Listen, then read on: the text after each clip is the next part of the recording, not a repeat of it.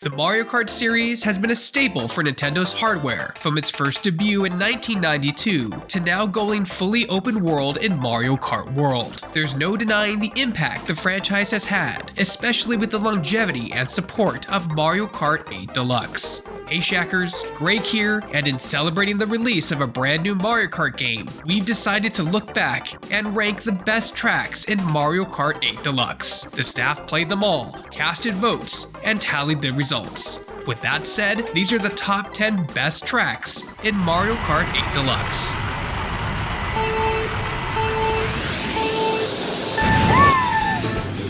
Ribbon Road charmed the Shacknews staff with its unique visual aesthetic. It's a track made entirely of crafting material and toys, with the main path made entirely of a clear ribbon. The turns are intuitive, the jumps are sweet, and the obstacles are novel without being overly intrusive. The potential for shortcuts across some of the corners and through some of the gliding sections can make it a fun track to take some chances with.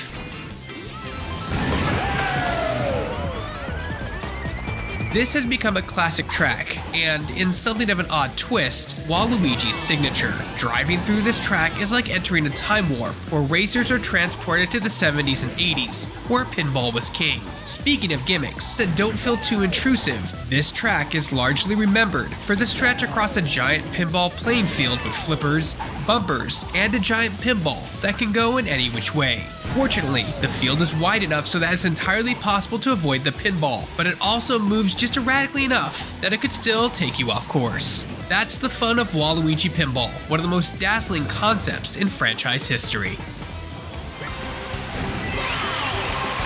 There are some crossover tracks that stick too close to the source material, and the result is something fairly boring. That proved to be the case with Hyrule Circuit, Animal Crossing, and the 2 F-Zero tracks. However, Excite Bike Arena does not fall into that trap. It honored everything that's fun about the original Excite Bike, from the visual presentation to the construction of the various ramps.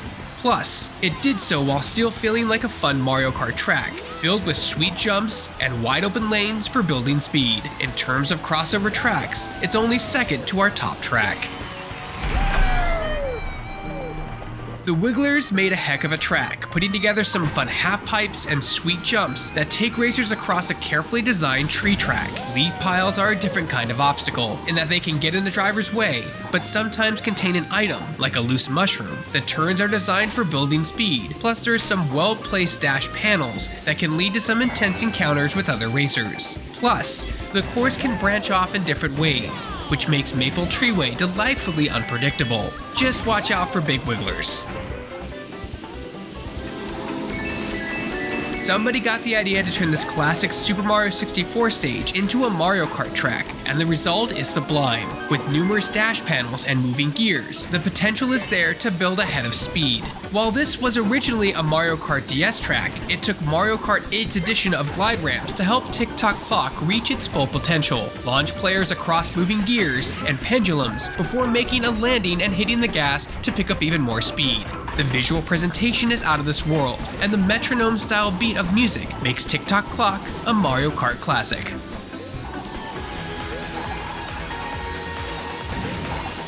This is the Rainbow Road idea perfected. Everyone starts their engines at the most colorful track in the series, with Nintendo performing a delicate balancing act between dangerous and whimsical. The track is as tough as a Rainbow Road has ever been, but there's also a lot of fun to be had, especially near the end, when it appears that a racer might be falling to their doom, only to wind up on the surface of the moon. This is the Rainbow Road that comes to mind most often when one hears the name, one filled with sweet jumps, challenging turns, and an unforgettable atmosphere.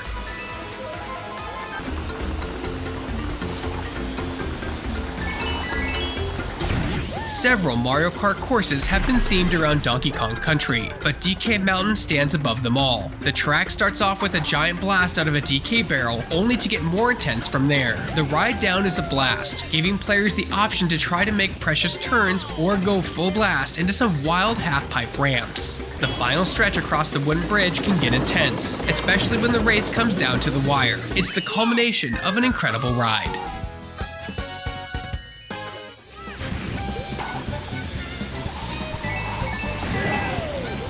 There are several Mario Kart tracks that run with the idea of a single shot down a single track, rather than a traditional 3-lap structure.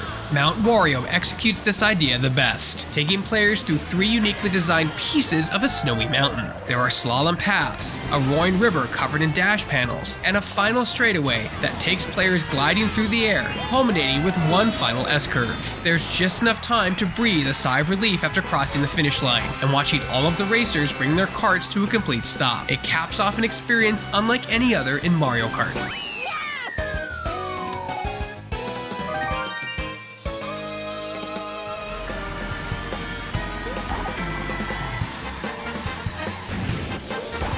Royal Raceway is the height of pure Mario Kart simplicity. It's a track filled with straightaways, simple turns, and an ample potential for mushroom-powered shortcuts. It's a track that favors Mario Kart fundamentals, where it feels like the best racer is coming out on top. Of course, there are some unique Mario Kart 8 additions that help keep it modern, like the engaging glider section that has flying carts going neck and neck. Plus, the final stretch of track has been refined to keep racers off the grass and competing for the finish line. Sure, it isn't possible to take a side tour of Peach's castle anymore like in Mario Kart 64, but that doesn't make Royal Raceway any less of a spectacle or any less of a fantastically designed track.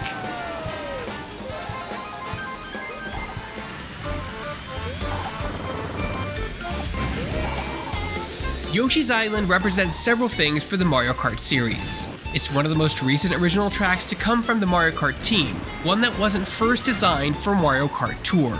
It's one of the last crossover tracks, crossing over with Yoshi's lovable spin-off series. It's also the best of these, taking full advantage of the theme and designing an amazing track around it. This isn't something like Hyrule Castle or Animal Crossing, where if you take the theme out, it turns out mid or mediocre. Yoshi's Island, on its own, is a fantastic track, beautifully designed, filled with fundamental turns and straightaways, capped off with one of the sweetest jumps in the game. Of course, the theme clearly doesn't hurt. The Yoshi theme is everywhere, from the song that plays over the race, to the various Yoshi Island rogues gallery walking around during different phases of the race, to the secrets that make those games so engaging. The shortcut on the final jump is a total chef's kiss moment. This is the shortcut that needs to be earned by performing a precision glide over a question mark cloud, which activates a platform in total Yoshi's Island style. Anyone who watches the hidden bridge unfurl out of thin air feels a sense of accomplishment unlike anything else in the game. It's a rare example of a moment that feels like it hits the crossover theme right, while also being a standout Mario Kart moment. After enjoying this colorful trip through Yoshi's homeland throughout the year, the Shacknews staff would always come away with a smile crossing the finish line. It's Mario Kart in its purest form, which is why we declare it the best track